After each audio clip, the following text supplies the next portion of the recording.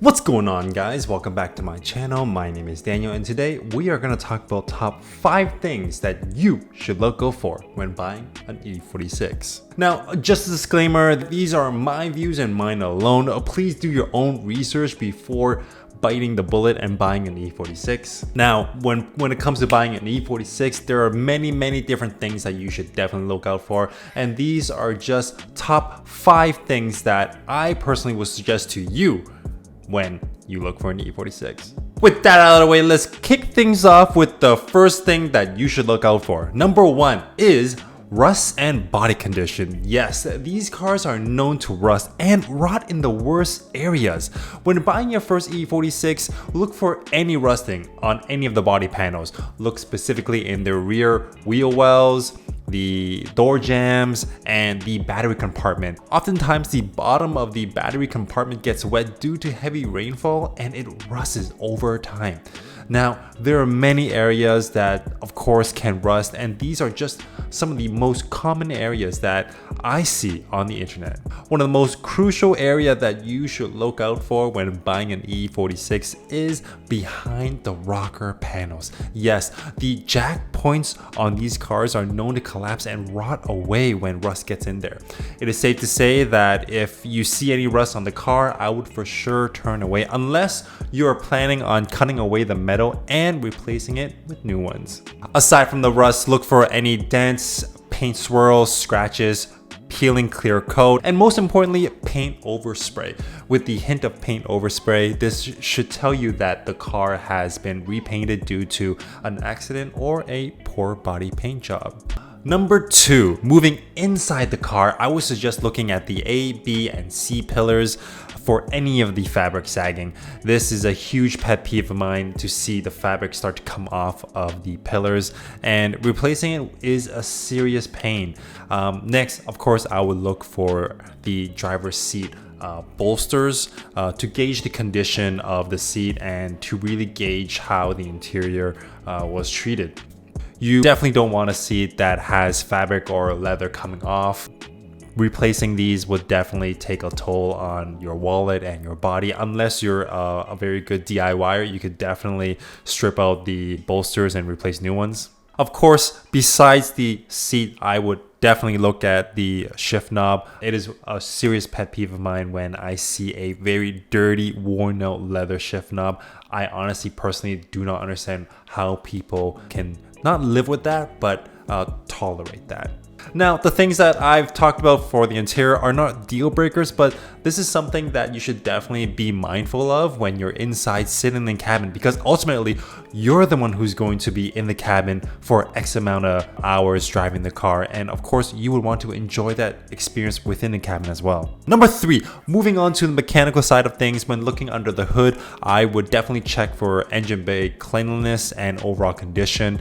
Now, of course, look for any missing engine bay covers and of course dangerous wire exposures. I know a lot of E46 owners tend to swap out their headlamps for aftermarket headlamps from China, or even add on angel eye halo rings, and if you don't install the halo rings and hide the wires properly, that can be super hazardous for your engine bay. Now, moving on to the intake system area, be sure to check the lower intake boot. Now, these definitely don't age well and they tend to crack over time. Now, before we move away from some of the engine problems, one thing to look out for is the Vano system. It's definitely a little hard to look at the Vanos without really trying to drive the car, but look at the exterior conditions, see if it has been tampered with, see if it has been installed properly, and if the casing is coming off.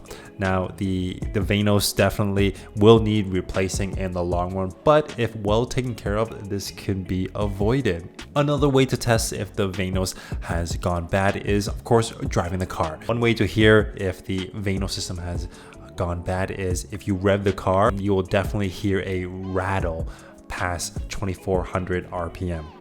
And of course, try to feel if the car has a slow reaction when pressing the gas pedal.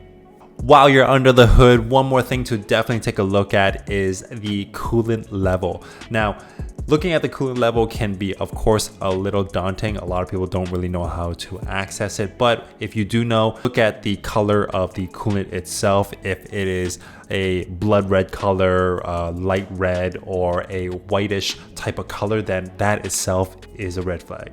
Number 4, suspension. Before buying your E46, it would be wise to jack up the car to check the suspension to see if there's any play. Now, to do this, you just have to, of course, jack up the car and move the wheel up and down to see if you hear a clicking noise. If you hear a clicking noise, then that means the shocks are blown. And another indicator for suspension is if you move the wheel kind of left and right, if there is play and if there's knocking, then that's a clear indication that the ball joints or the control arm is, of course, bad and about to go. And of course, while you have the car jacked up, do a visual inspection of how the underbody of your E46 looks like. Look for any rust, any control arm rusting away.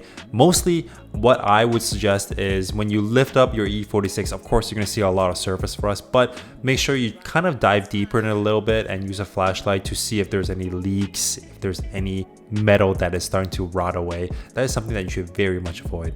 Now, I'm not saying that if you find your dream E46 and if there are any rust that you should definitely just pass. There are some exceptions, and of course there are some instances where people will take in E46s that just have a little rust and they would definitely cut it out and replace it with new metal. Now, last but not least, of course, drive the car. Yes, test it out and make sure that all the gears are good. My E46 was an automatic before, and let me tell you, I had the worst experience with my automatic transmission. First and foremost, over time, the reverse gear tend to just died out. I think it was called a reverse drum fault, and for a while I had to drive without the reverse gear. And how I would reverse is I would put it in reverse and try to just slightly rev it so that it kind of catches the gear, but of course this was not the solution. I had to take it to a transmission shop and pay a couple $1,000s to get that repaired, and of course I definitely regret it now. Also, one more thing about the automatic transmission is when I had the transmission repaired, I remember when I put it in drive and I would be driving just normally, the transmission would be at fault sometimes and just rev really high, and then all of a sudden catch gear and the whole car would like just jolt, and it just wasn't a pleasant experience. So save yourself some trouble and try to get a manual transmission car. Now, not saying that the manual transmission is the best solution for this, but of course the better solution. I had a problem when I did my manual transmission swap. The manual transmission itself had some issues. When I put it into first gear and I drove it, sometimes it will pop out. I'm not kidding you. It pops out and makes a loud bang noise. This is something that is, of course, not repairable and something that you should definitely look out for as well. So when you're test driving your first E46, make sure you go through all the gears and make sure that they do not pop out. These are just some of the things that I would suggest to you when buying your first E46. Now, I'm 100% sure that there are many other common things to look out for in the E46 before buying into it. And of course, if this video gets enough likes, I will make sure I make a part 2 of this video. Let me know in the comment section down below some things that you will look out for when buying an E46 and some failures that your E46 has come across. If you haven't already done so, please like, share, comment, and subscribe to my channel. It helps me in the long run, and for sure I would be posting more content now that the weather's getting better. But until then, see you next time.